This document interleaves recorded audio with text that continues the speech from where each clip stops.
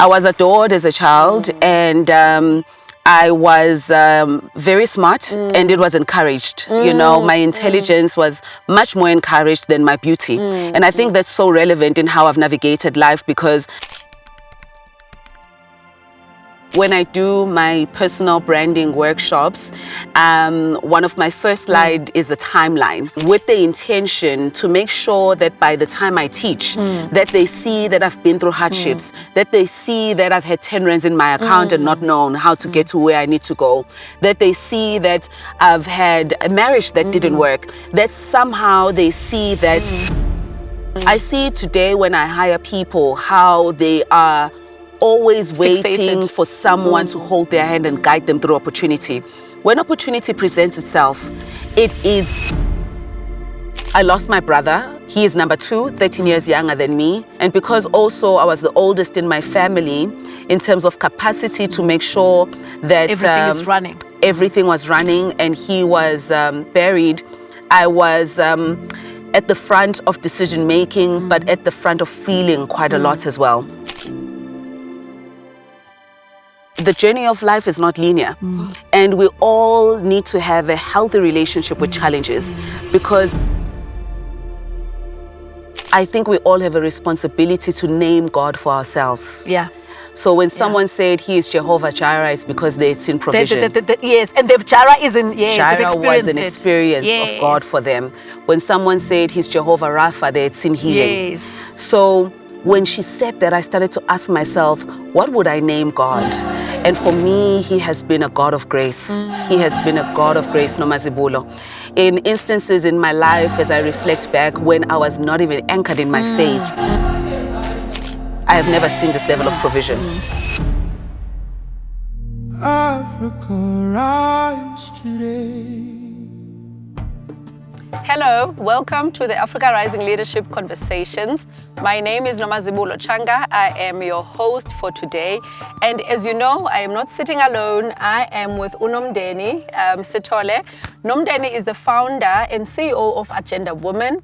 And, Nomndeni is a woman that, does a lot with women empowerment, giving back to women, and just being an audacious woman that dares to dream, that goes out there and, impact other women.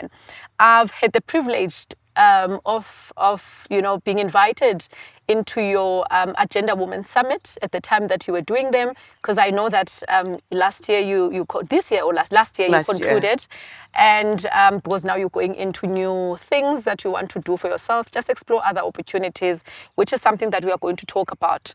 So today it's all about exploring your journey as a woman and the lived experiences that shaped who you are and how you started Agenda Women, and where do you hope to take this beautiful platform and beautiful business that you've built over time. But before we get to that, Nomndeni, firstly, thank you for honoring the invite. Thank you for having me. I know it's such a, we get to be so busy with other things. And when someone gives of your time, it shows a lot and tells a lot with who the person is. So I appreciate your time. Thank you. Let's talk about Nomndeni, the girl before the Agenda Woman, the girl from KZN, right? Who is Nomndeni as a child, and what are the early experiences that shaped Nomndeni? It's so interesting when you say who is Nomndeni as a child. I immediately think about the conversation I just had about my son. He is exactly like me, so stubborn, so audacious, so unhindered by rules and the way that things are. And, often when you grow up in smaller communities, those kind of personality traits can be challenging to adults. But I'm so grateful to have my son almost mirror that back to me, and to get a chance to almost empower him, because I think it's so beautiful to have that curiosity about life. And I think as a child, that's exactly who I was. I was very curious about everything that was happening around me, but most so everything that was happening traveling around the world. I grew up in a small town in Newcastle, Matadene, Section 5. Section 5. Although my family originally is from Mamelodi, my grandfather is from Mamelodi, my grandmother is from a white city. And I grew up in an entrepreneurial home. I know it now as an adult, but growing back up, then you were like, what are they doing when everyone is going to work? That they leave at 5 a.m. in the morning and they come back very, very late.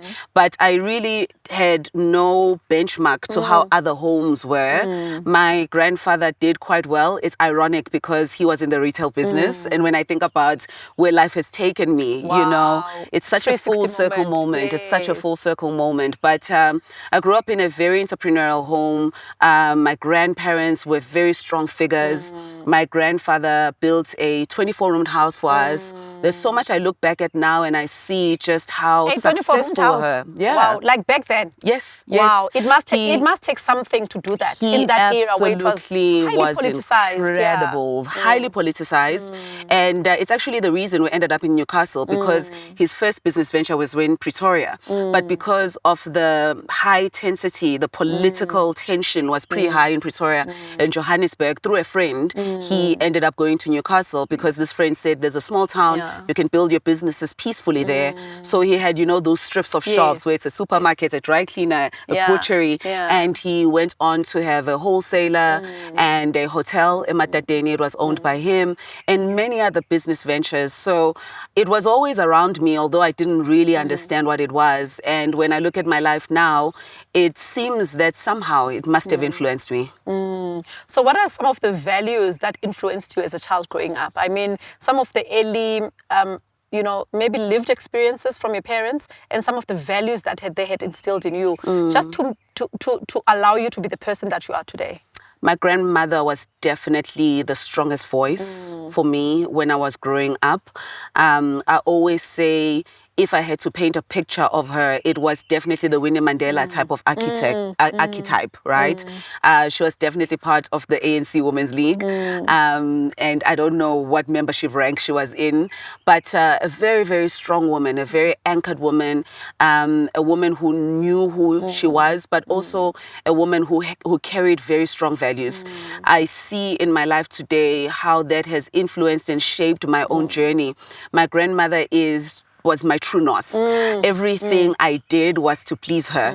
And I'm so grateful because I didn't get to be pulled in multiple directions. She really was my true north. What my friends were doing didn't matter to me. She was such a powerful presence in my life.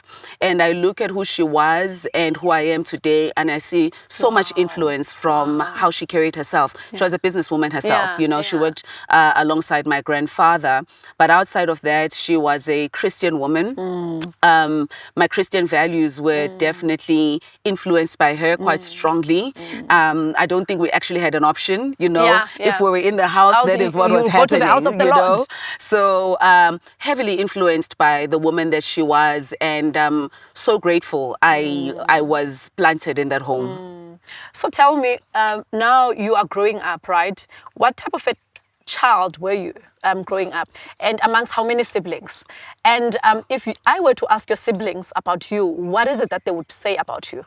So my mother had me very young, and my grandparents had 8 kids, right? So the 24 rooms house means everyone had their room, you know. So it was a big home. Although my mom and her siblings were not in the home a lot, my grandmother, my grandfather, and my 2 cousins were actually the ones that I grew up with. So they were kind of, I guess, my siblings, if I can call it that. I was the only girl. I realize now how much I was favored in a lot of instances. I still have memories of my grandfather because we were in a Seventh-day Adventist church when I was very, very young, and we moved into a charismatic church when I was a teenager. But I remember on Saturdays there was no cooking at home. And my grandfather would pick me up, and I think he was driving a Mercedes, and it was a convertible. So I was always the kid in the middle of the seats, you know, going to get chicken licken because we were not going to cook on Saturday. So my grandfather, I remember his adoring eyes when he looked at me. Even the last time I saw him, he said, "Oh my gosh, you're so beautiful. I think I need to get lobola now." And everyone burst out laughing because of what a businessman he always was, you know, thinking about money. But I was adored as a child, and I was very smart and it was encouraged. You know, my intelligence was much more encouraged than my beauty. And I think that's so relevant in how I've navigated life, because I've always leaned onto that. I've always said, you can say anything about me, but you cannot say that I'm dumb. Definitely not. I Not did your quite signature. well. I did Yeah. quite well at school, but all of it was because of the encouragement of my grandmother. Every time we would come back, she was expectant that I made the top 3. So on the last day of school, you know, when we were younger, there was that line, you know, number 1 up until 20. Yes. And she was always expectant that I would come back with a good report. So every time I got home, the celebrations had already started. And I think that vote of confidence does so much to self-belief for an individual, that even before she saw the report, she was expectant that I would do well. So I was very encouraged. She also encouraged reading, which really opened up my world. You can imagine in a small town like that, your options are limited when it comes to inspiration. So books were a place where I saw a world bigger than the one that was in front of me. Then you went on to study, right? What was that decision formed by in terms of the type of profession that you wanted to go into? You know, one of my my deep respect for media comes from the influence that it had in me. I was in a small town, of course, very limited in career options. It's either a doctor, a teacher, or a nurse, you know, or maybe a lawyer if you've ever met one. So for me, number 1, books really created a bigger world. But what I remember is that a lot of the books that I was reading, particularly autobiographies of successful people, were men, right? It was never someone that kind of had the same lived experience as I did. So even when I watched television, I didn't identify with the celebrity archetype. So for me, when I watched particularly Generations, and I know that there were a lot of young people at the time who were also influenced by Ezweni and the communication structure and that corporate environment. I never quite understood what they were doing, but I knew that it was This interesting. is something I want to do. It was very, very interesting. Get in the office. Exactly. And I was also one of those people who never got up when it was adverts, right? So when we would go to the commercial break, I always wanted to see, you know, what the commercial break structure would look like. I remember that quite distinctly. But I never understood that to be marketing because there was no one who had studied marketing around me or who had a marketing job. So I remember when I was applying to come to university in Johannesburg, because of the influence of the culture and society around me at the time, it was the subjects that were leaning towards science and maths that were revered. And because I was a student that did well, it felt to me that that's the path that I should take. So I remember, I think I applied for biochemistry or something like that. But after I had applied, I came across a prospectus. It was for Witwatersrand Technikon. It wasn't even University of Johannesburg at the time. And I remember paging through and seeing marketing management and reading through it. And as I read through it, it reminded me of what I had seen on television. It mentioned advertising, and I was always curious about advertising. And that's how I picked marketing as a subject that I ended up taking. But without any frame of reference. Without any frame of reference, mentorship, any idea of what the day-to-day of a marketing job would look like. But purely driven by passion and some luck that I came across that prospectus. And I had the appetite to actually read through it. So you then came to Joburg, right, to study marketing. Now you are becoming you're becoming yourself. You're becoming this beautiful woman that is trying to find identity in a space where there could be so many identities, right? And at the same time, trying to ground yourself and understanding why you're here. Talk me through that journey. So what were some of the challenges that you had encountered? And then we'll go through what are the growth moments or moments of celebrations that you had embraced as in that era as you are becoming this woman. Coming to Johannesburg to study, it wasn't my first time in Johannesburg. My father is from Johannesburg, so I would often come and visit. So I was quite familiar with the landscape. But of course, the first thing that was a huge challenge is that I matriculated when I was 16. So when I went to university, I was 17. Yeah. Completely would advise against that. Yeah. One of the things I was very intentional about as I was raising my kids is that I want them to be mature enough for that environment. So extremely jarring, you know, to be in that environment as a 17-year-old girl, not fully understanding the responsibility, right, of being with people who are not so much your peers, you know, coming from all kinds of backgrounds. But by God's grace, I was able to navigate on the basis of I was never a person who was easily excitable. And because my grandmother was still my true north, I remembered that I had a report that I needed to take back home. So I landed in Johannesburg quite comfortably, navigating university. Also fortunate that I picked a subject that I actually liked. Because it doesn't often happen, hey? Absolutely. Very, very lucky that I picked a subject that I loved. And towards the later years of my university, I met my now ex-husband. I was only 19 years old. And I think that chapter in itself started to really, those were the early stages, I think, of shaping the story of who I am today. And some of the insights that I then brought into Agenda Woman, and insights that I also share when I mentor young women, but also insights that have also informed my coaching career. Just understanding particularly that for especially type A personality women, there are wins and there are also losses. When I came to the decision of courting and getting married at the age that I did get married, I realized that I was still following the formula of what it looks like to be a good girl. But I didn't realize how unprepared I was for that chapter. But by God's grace again, you know, we navigate all of those different seasons in our lives. We take the lessons and they make us the women that we are today. What are some of the challenges that you had then encountered, right, as you are coming to being, right, coming to being this woman and courting at a young age, getting married at a young age, starting a family with high expectations, right, from the in-laws, from society in general. So how did the challenges, what are some of the challenges you'd experience, and how did you then stay true to yourself? I have to say I had amazing in-laws. When I think about all those decisions, I am one of those people who looks back at my life and I say I have no regrets. Yeah. I realize, you know, when Steve Jobs says you connect the dots looking backwards, the dots have connected. I recognize when I came to Johannesburg, one of the unfortunate things that had started to happen in my family is loss.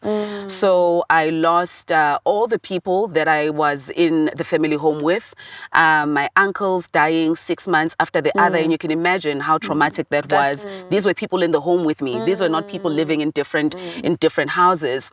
And I remember when I did meet my ex-husband, I had a big gap and need for a place, family, a grounding, you know. And he provided that's also that. what you used to. Yeah. Absolutely. And he provided that, and his family absolutely provided that for me in those in that season of my life. Extremely difficult, the losses and figuring out how to navigate that. And one of the ways that it impacted our family is that somehow everyone kind of spread out. And when I say everyone, I'm talking about less than 5 people who were left, you know. Out of my grandmother's children, there's only 2 left, which is my mother and her big sister. And then there were the cousins that I grew up with.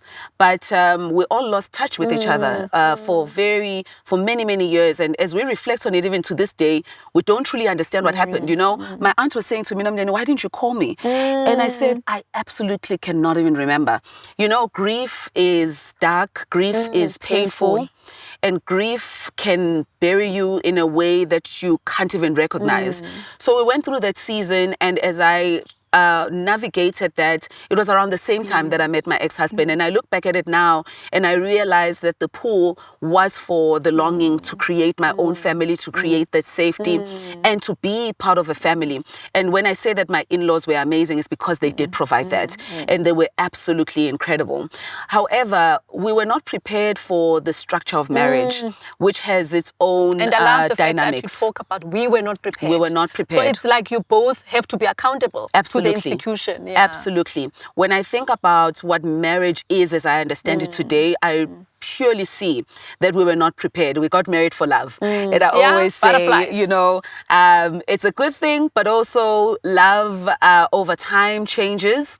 And it's very important to have the guidance and the counseling that is necessary to prepare young people for the institution of marriage.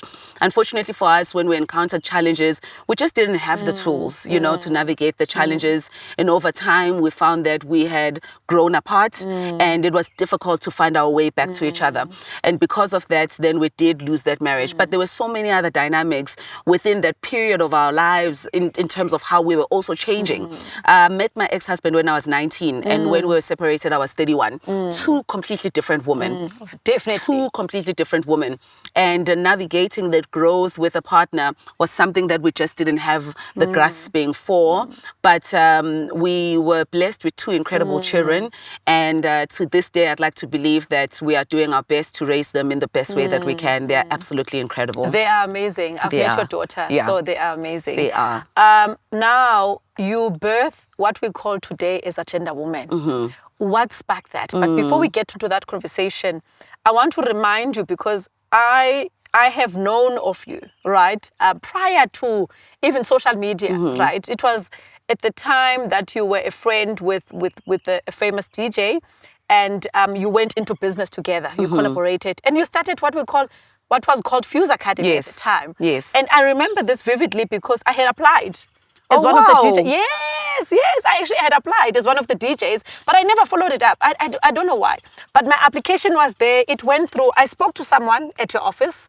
I just never followed through. That's incredible. Yes. For some reason, I don't know now. If it was the time. But it was the time. You know how it is. Was the time. I was new in Joburg. I was exploring myself, learning myself as well, and trying to see where do I fit within the bigger context or construct of Johannesburg, coming from the Eastern Cape. Yeah. So I was like, this seems interesting. I love music. Yeah. I mean, what more can I lose? And your husband. And my husband loves music. So let me just apply. And so I applied. Spoke to someone in the office. So before Agenda Woman, talk to me about that era. Oh my God, what a story.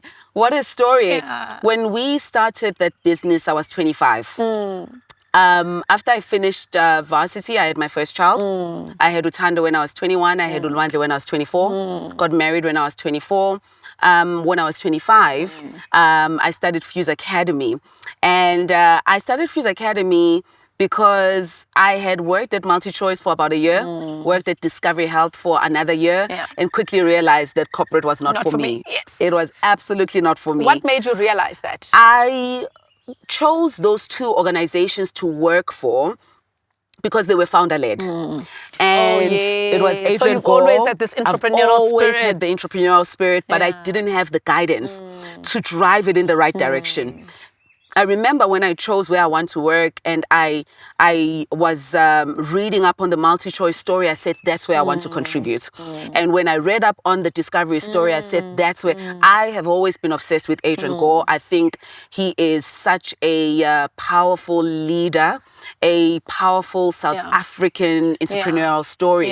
And when I went into both these organizations, I had no idea of the corporate structure. For me, I thought it was going to be what it's been like to build a business. I'm going to contribute to business decisions, at a high level. I had no idea there was junior management, and then there was middle management and senior management, and exco.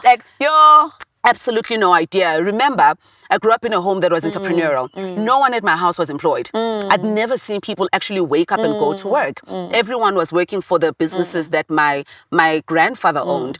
So shock of my life when I went to corporate and I said, I have to do the same thing every single day.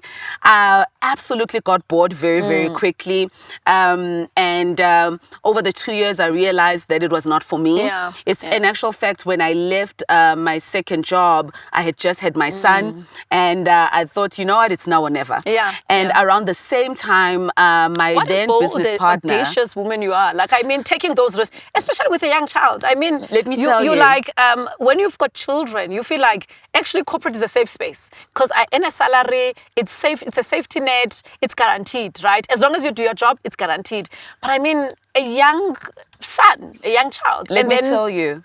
Going out. When they say ignorance is bliss, that is exactly what I was going through. I think when you're young, particularly for anyone who's watching this, who's in their 20s, that's the time for you to explore. Yeah. That's the time for you to figure out very quickly who you are, where you're strong, which environments work for you. I don't think it's the time to sit too long in spaces where you're uncomfortable. Yeah. I think that's the time when you should take the risks and explore exactly what kind of environments work for you. And I'm so glad that I was ignorant enough to make that decision. I knew that I did not belong to where I was. I had no idea that entrepreneurship was going to be my space. Yeah. But when we started building that business, I quickly realized how easily operational decisions came from me. Yeah. It was very easy for me to understand how to structure operationally, to understand what the pipeline needed to look like, to understand what the hierarchy needed to look like, to understand what documentation needed to be in place. Just setting up systems and processes. It was very easy for me. And I'm so grateful for that opportunity, because out of everything, that's one of the key things that I learned, that was an area where I was strong. So when we started Fuse Academy, we were absolutely elated, right? I can imagine. We had taken this idea and made it into a thing, and people were responding. People were applying. We had numbers, yeah. We had numbers. The media wanted to interview us. We didn't even know what a press release was. We didn't know what PR was. But everyone wanted to hear about this incredible idea. And that experience, I think, really propelled me into the Johannesburg entertainment and business space. I then, after I think about a year, I always say we were so happy and so broke because we had not figured out how to make it a financially viable organization. We didn't even know that it took almost 5 years for most businesses to get there. Also, we were bootstrapping. We had no idea that we could get investment money or we could get a loan. In actual fact, even if we knew, we might have not gone that direction because it was going to be a risk. So we went ahead and we started the business. It was exciting. Again, we were not making the kind of money that we thought we were going to make. And I remember my then business partner saying to me, you're so good at creating systems. I think you should help Oskido. And I think that question and that inquiry changed so much about my trajectory. I then messaged him because I had met him already. We would always go to YFM to promote the school. So he would always see me. But something had happened and I was not even conscious of how aware I was of my brand at the time. Because I remember sitting and thinking, my business partner is a celebrity. What is my place? What is my story? How do I anchor my position within this ecosystem? And because there were so many celebrities around me, I thought, okay, I don't want to be a celebrity, but I'm obsessed with business. So let me anchor myself as a business person. And what that meant is, because I was also not an experienced business person, what are the low-hanging fruits? Let me show up as a business person. I remember looking at pictures of Michelle Obama at the time and thinking that's what I want to emulate. I was always in heels around celebrities and entertainers. Wow, that was very intentional, Nomndeni. I always was wearing dresses like I was going to the office. A proper anchoring. I was very clear that when someone saw me amongst the celebrities and entertainers, they knew that I was not an entertainer or a celebrity.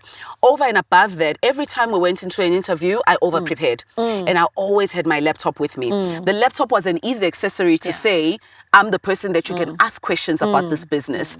And by the time I pursued an opportunity with Oskido, that was already ingrained in his head, that I was a person who was going to show up in a particular way.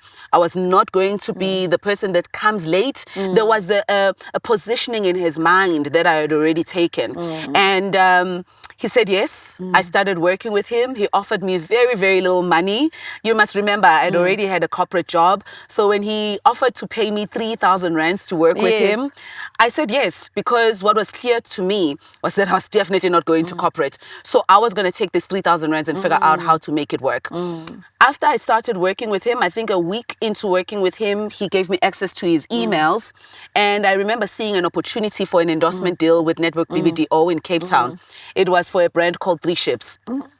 I looked into the emails. The brand, Yep. I looked into the emails. I started responding.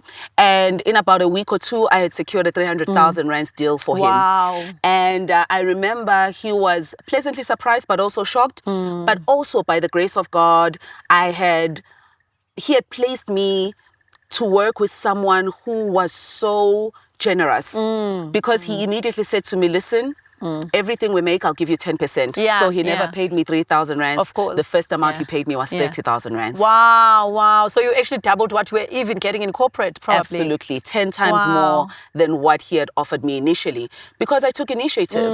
I see today when I hire people how they are always waiting for someone to hold their hand and guide them through opportunity. When opportunity presents itself, it is your responsibility to do with it what you can do with it. Yeah. And it's always been my posture that whenever I have an opportunity, I will go into it expecting to outshine whatever the expectation is of me. And you do that like diligently and you do that gracefully. I think that's the most important thing. Thank you. Sometimes it can come up as an ego, yes. Egotistic, but with you, there's an element of grace and grounding as you are navigating and showing up as yourself, right? And outshining, but you just do it graciously. Thank you. Thank you.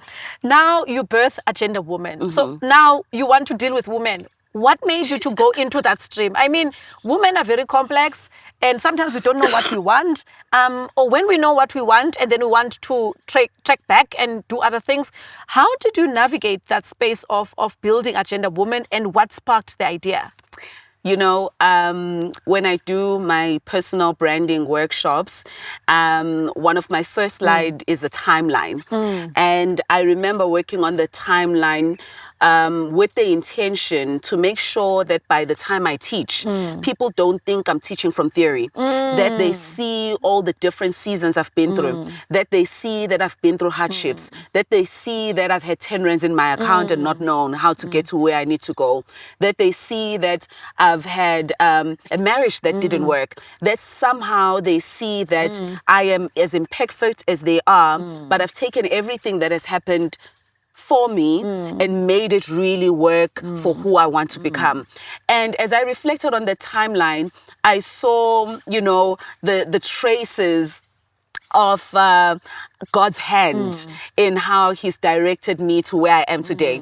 I always say when Fuse Academy, which was my first business, focusing on women, and my second business, which is Eddie's Communications, which was a creative agency that helped brands with communication strategy. If those two businesses had a baby, it would be Agenda Woman. I had no idea that God was planting a seed in me when we decided to make Fuse Academy a female-focused DJing school. I remember when we did that, one of the areas where I got the most joy was in the workshops we would host on weekends. And those workshops were skill development workshops for young girls. And to have the opportunity to sit and mentor and guide them always energized me. But for me, it was a thing that I did. I had came no naturally idea, for you. absolutely no idea that it was going to be part of my destiny. Around 2016, I was 5 years into running my communications agency, doing quite well. One of my clients was Unilever, working with probably the top 50 brands in South Africa. I always say, some people call it the Jesus years, you know, 31 to 33. There's something that happens psychologically to all of us when we enter that season of our lives, and it happened to me as well, where you start to really think about everything you've done and what is ahead of you. It just happens. It's not because you're self-aware. It's not because you're sitting and thinking about it. By the psychological shift that actually takes place in your brain, you start to think quite deeply about who you are and who you want to be in the world. So if anyone is in those years, I don't want them to panic. It happens to all of us. And when that happened for me, one of the things that became very clear is that I wanted to be impactful. And when I looked at my business at the time, I was doing well financially, but I didn't feel like I was as impactful as I potentially could be. So I stopped that business and I had a bit of a sabbatical. And in that sabbatical, I started sharing a lot on my social media. It wasn't something that I had done in the past because I was always just busy running your business. I was the person also behind the brands, whether it was celebrity brands or corporate brands.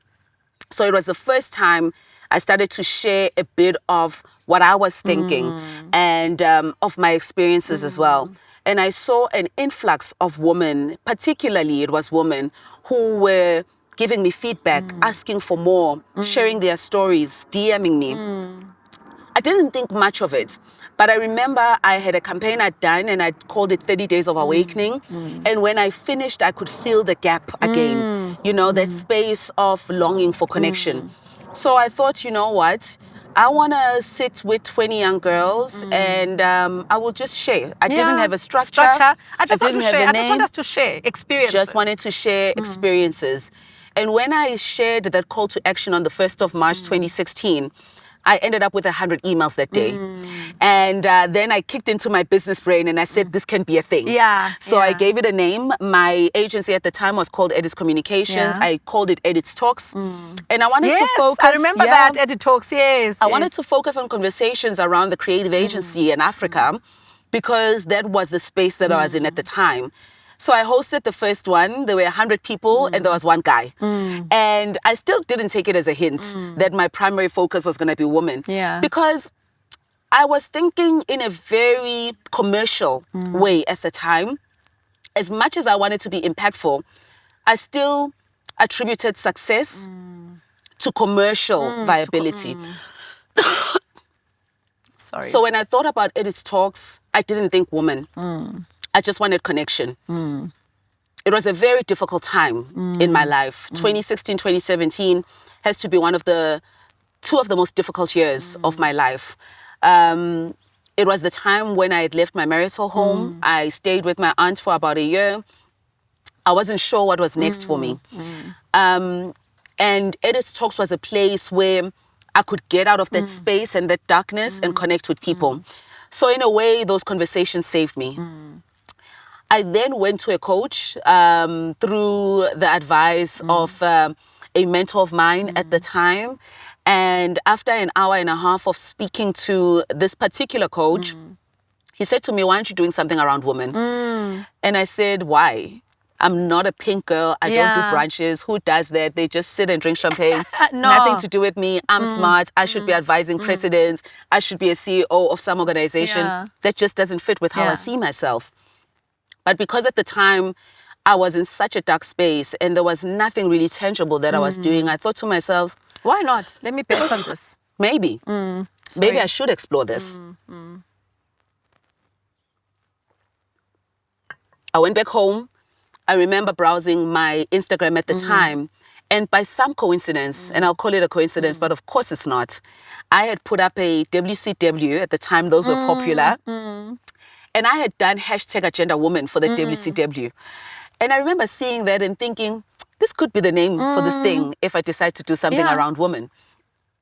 So I decided I would turn Edits Talks into Agenda Woman and I would focus on women. This was 2017 going into 2018.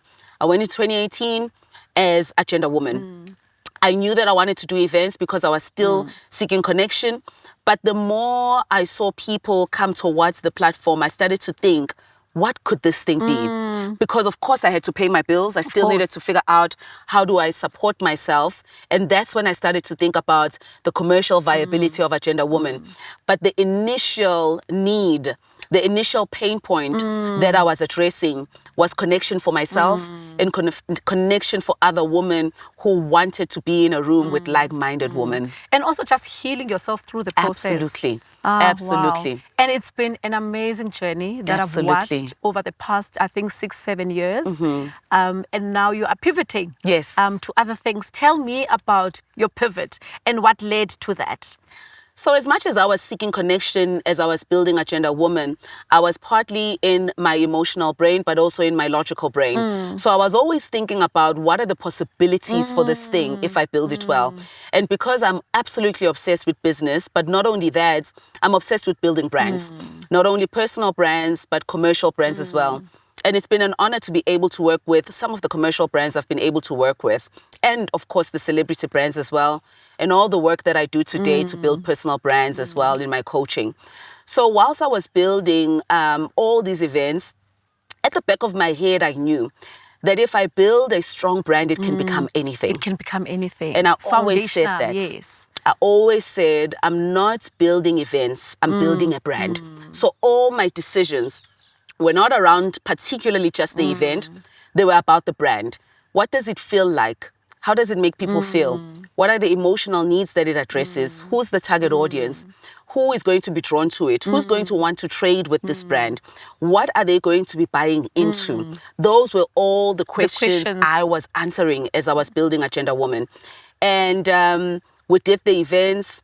Whilst we were doing the events, we were building the community online. 2020 was the best year for us. It was actually the year that we registered as a business, because building that community, particularly in 2020, allowed us to build an organization that had access to about 20,000 people at that time in a space of a year where traditionally it would have taken us a long time if people were not drawn to the digital space in 2020. So it was Perfect absolutely an amazing opportunity for us. As I was building, we started getting attention from brands as well. In 2021, it was the first event where we had commercial partners, Veuve Clicquot, which is also just another amazing story how I ended up working with that brand. They were our partners, Sanlam and Dove. And when I got that money, I reinvested it back into the business because I wanted to create a proof point. I wanted to have proof of concept around what this could look like. I always knew that we were not a mass brand. I always knew that we were building a brand that was accessible luxury, which meant even when we pivot to products, people would be positioning us there already. So in the end of 2023, we had a lot of partnerships with brands. But as a business person, I started thinking, if 80% of our revenue is coming from partnerships, that's a dangerous space for us to be in. It's not sustainable. Not sustainable. There will be other brands that will come into the market that money will shift. So I started thinking about, how do we build a pipeline that we own, a direct-to-consumer channel that allowed us to create revenue that we were going to be able to trade and get annuity. Control. To control. When I thought about going into the commercial space, I knew that I was not ready to manufacture products. And I didn't want to jump into that. I didn't want to figure it out. I had no appetite for it. So when I looked at the fundamental values of what Agenda Woman stood for, I then came up with this idea of creating a space where female-founded brands could trade. I knew that a lot of them were doing well digitally, so I knew I was not going to create an online store. But I knew that a lot of them wanted to test the market in physical spaces. And because of the power of our brand, I was able to go to Mall of Africa and pitch the idea. And let me tell you, one of the things I do well is sell. When I went to Mall of Africa to pitch the idea, the timing was right. They were building the souk concept. So there's a space that they were building where we could test the opportunity. But beyond that, they loved the concept so much, they wanted to give us the space for free.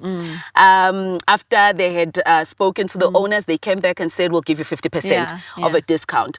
But that was the beginning of another revenue funnel, a growth funnel for Agenda Woman that showed us the possibilities when we curate collaboratively, but where there is trust in the center. And I think that's what good brands are able to accomplish. Attracted to, yes. They are able to build trust with all stakeholders. And because we had spent the years doing that quite well, we were able to pull some very strong female-founded brands into that space and really start to build another commercial vessel for Agenda Woman, which has done remarkably well, and it's going to be our key offering in the market going forward. So we are rebranding to some degree. It's not a big rebrand, but we were a media and lifestyle business before, and now we're going to be retail first, and we're going to be a empowerment and lifestyle brand with a primary offering in the retail space across the continent. Wow, I love that. Those dreams are big. But you've always been a big girl, a big dreamer. Like nothing is impossible for you. Absolutely. And I always say the world is our oyster, right? As long as you've got the capacity, you've got the experience, the expertise, and you are able to collaborate and pull in all the pieces in order for you to create something tangible. I'm so proud of you. I'm so proud of the work. Let's talk about obedience. None of this trajectory would have been possible without you saying, I am available for the work. Because sometimes you are presented with opportunities, but we are not available for the work, for whatever the reason could be. Emotionally available or psychologically available, right? So what was the as you reflect now and look back, right? And I've heard you talking about spirituality and prayer, etc. But what has been the pivotal moments for you in looking and reflecting and thinking about obedience? You know, often when I pray, one of the things I am so grateful to God for is grace. I actually had a conversation with a friend, and she said something that stuck with me. And she said, you know, I think we all have a responsibility to name God for ourselves. Yeah. So when someone said he is Jehovah Jireh, it's because they've seen provision. Yes, and Jireh is in, yes, they've Jireh was experienced an it. experience of God for them. When someone said he's Jehovah Rapha, they had seen healing. Yes. So when she said that, I started to ask myself, what would I name God? And for me, he has been a God of grace. He has been a God of grace, Nomazibulo. In instances in my life, as I reflect back, when I was not even anchored in my faith, I see his hand over everything. Yes. And the difference... Has never left you. He has never left me. The difference is, I think now that I am strongly anchored in my faith, I move with so much more ease. You do. I move with so It's much more effortless. ease than I did in the past. Yeah. When I reflect on how God has guided me, when I was not in my faith, it was through tough experiences. I look at everything that has happened, and nothing has been easy. And I truly believe it could have been easy if I was listening. It could have been easy if I was listening. Yeah. But I also see how those experiences have shaped the work that I do today. So in the early years, I became a Christian as a teenager. In my 20s, I was not even anywhere close to carrying myself in anything that was Christian. But when I was 39, something pivotal happened in my life. I lost my brother. He is number 2, 13 years younger than me. And that loss significantly impacted me because it was absolutely traumatic and tragic. And because also I was the oldest in my family in terms of capacity to make sure that Everything is running. Everything was running and he was buried. I was at the front of decision making, but at the front of feeling quite a lot as well. After that loss, I definitely saw myself moving back to my faith. And I don't think it was the loss that made me inquire. I think it was the timing of the loss and coming into my 40s, which is another significant number in our faith. And coming into my 40s, I went fully back into my faith.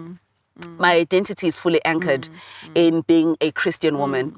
My values are anchored in the Christian faith. The manner in which I move, the manner in which I exist, I breathe, I live, my being is anchored in my faith and in God. I purely depend on the guidance of the Holy Spirit in everything that I do. And what a peaceful season I'm in. And it shows. I know also a lot of people have been asking me, oh, you're not so present on social media. And it's because the rhythm of my life has completely changed. It changed completely. It changes. The rhythm of my life has completely changed.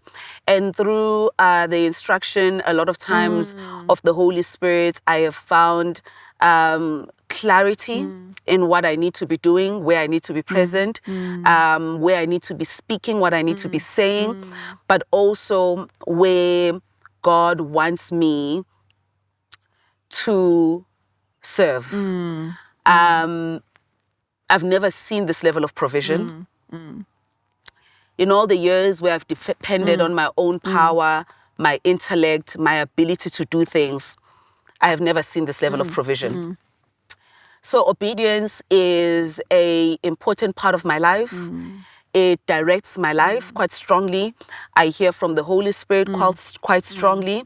And I think that anchoring in continued intimacy with God allows me to move with so much grace and clarity. There is no reason for me to be everywhere doing everything.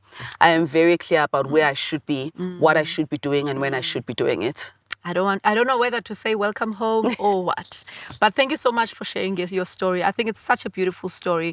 And it's a story of evolution as well, Absolutely. right? And it's a story of trial and error. And it's a story of being bold and audacious. And it's a story of never giving up. And not never giving up on the things of the world, but never giving up on yourself, Absolutely. right? And it's such a privilege that I speak to someone who has anchored themselves in Christ, right? This is exactly that's my bread and butter. That's exactly what I live on. That's my anchor. And it's such a privilege to walk with people in that journey. Absolutely. So that because they understand, you would understand how I move now, and I understand how you move because I know exactly who's leading you. Absolutely. And what deposits are happening in you all the time. Absolutely. So thank you so much for a beautiful conversation. We've come to the end of the conversation. I hope our viewers are having a lot of aha moments and a lot of reflective questions around journey as an entrepreneur, a journey as a leader, a journey as a woman that has gone through everything but has sustained herself and has allowed God to sustain you. So what's next for Nomndeni and the business? I am absolutely excited about the season that I'm in. Coming into 2026, I, of course, inquired of the Lord what my word would be. And it What's was your word? Do you want to share with immediately me? consecration. Oh, It was immediately consecration. and at right time, 2026, consecrate, lower your spirit, Yes. humble yourself so that God can rise in you. Absolutely. Love it. It was immediately consecration. This is the year where I move out of guidance, I move out of instruction, I am anchored, I am grounded, I am settled, which is actually the prophetic word for my church. I am excited to see God's hand because I've moved at the power of my own might for all these And years. you know how that feels. And I know how it feels. I know the toil of it. I am excited to be settled. I'm excited to be rested. I'm excited to be lifted. I'm excited to be used. I'm excited to serve. I'm excited to continue to do particularly the work that I'm doing in speaking and in the people that I coach. I've seen the hand of God mightily in that space. When it comes to the women that I've encountered, I think about them often. I've been in my kitchen cooking and just thinking about a lady that I met and the joy I feel in creating Serving the safe them. space, And also serving them, listening, and being able to guide, having had all this experience and being able to share it with not only peers, but even people I consider mentors in my own journey. Just being able to sit in that place, direct their path, influence, and be able to just continue to encourage and inspire people, to help them recognize that the journey of life is not linear. And we all need to have a healthy relationship with challenges because there is no life without challenges. And the minute you shift the way that you see the challenge ahead of you, the more you become empowered to actually take control of your life and direct it in the manner that you would have it go. I love that. I love that. So beautiful, so wholesome, so fulfilling. Thank you so much. We wish you everything of the best in your journey. Thank you. I have no idea that it's gonna flourish more than you can ever imagine or think of. I see multiplication in so many ways. Amen. I see, just the gratitude of God and the hand of God in your life. May it Thank never you. leave you. Thank Even you. if sometimes you sway, but may it follow you Amen. where you Thank go. you. Thank you. May He orders your steps and guides you in every decision that you make. Thank you. And I wish you blessed consecration or consecrated here. Thank you. Thank you I so much. appreciate It it. was a beautiful conversation. Thank you. Thank you, guys. Thank you. Thank you. Thank you. Thank you. Thank you. Thank you. That was lovely. That was so beautiful. Thank you. Rise today. Thank you for listening and thank you for tuning in. So we are available on the podcast, Apple Podcast or any other streaming podcast. Please do comment, subscribe on both the podcast as well as our YouTube channel, which is Africa Rising Leadership. Until we see you again next time. Thank you.